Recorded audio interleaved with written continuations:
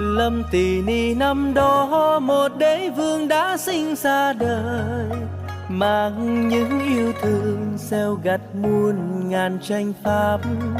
Trên bước chân ngày đi thất liên hoa vương khoe sắc nở, vì Đức Thế Tôn đã giáng sinh trên thế gian này. Trên trời hay dưới đất phồn tiếng ca mãi tôn vinh Ngài, một Thế Tôn từ bi đem chánh niệm dẹp tan hung ác. Tam giới này mừng vui đấng giác ngộ này đã xuống thế, mở rộng lòng yêu thương đưa chúng sinh qua cơn lầm than.